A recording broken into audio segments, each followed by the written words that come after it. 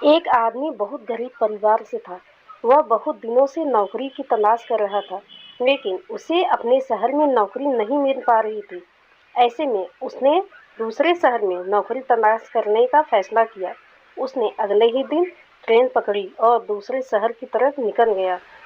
उसके माँ ने एक टिफिन में रोटियां रख दी थी। वह आदमी इतना गरीब था कि उसके घर में सब्जी नहीं बनती थी, क्योंकि सब्जियों के लिए पैसे नहीं थे। ऐसे में बस उसकी माँ ने रोटियां ही बनाई थी और उसको टिफिन में रख दी थी। जब उसका आधा सफर तय हो गया तो उसे भूख लगी। उसने टिफिन निकाला और रोटियां खाने लगा। जिस तरह से वह रोटियां खा रहा था, उसके आसपास बैठने वाले लोग उसे देख रहे थे।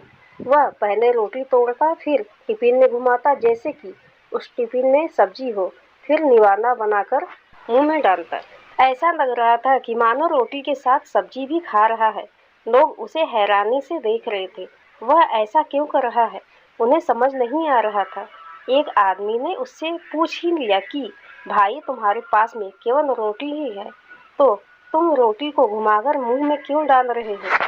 उस आदमी ने जवाब दिया कि हाँ, मेरे पास केवल रोटी ही है, लेकिन इस खाली टिफिन में रोटी घुमाकर मैं यह सोचकर खा रहा हूँ कि मैं रोटी के साथ अचार भी खा रहा हूँ। दूसरे व्यक्ति ने पूछा, क्या इससे उस आदमी को अचार का स्वाद आता है? उस आदमी ने कहा कि मैं रोटी अचार सोचकर खा रहा हूँ, तो मुझे स्वाद भी आ रहा है। जब उसके आसपास बैठने वाले लोगों ने यह बात सुनी तो एक आदमी बोला कि अगर सोचा ही था तो अचार क्यों सोचा, मटर पनीर या शाही पनीर सोच लेते।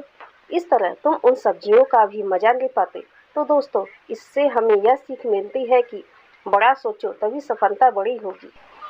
अगर आदमी के सपने बड़े होंगे तभी सफलता भी बड़ी होगी। इसके लिए आदमी को बड़ा सोचना होगा। जिंदगी में अगर कुछ बड़ा करना है तो आदमी को अपनी सोच बड़ी रखनी चाहिए। अगर आदमी के सपने बड़े होंगे तभी सफलता भी बड़ी मिलेगी।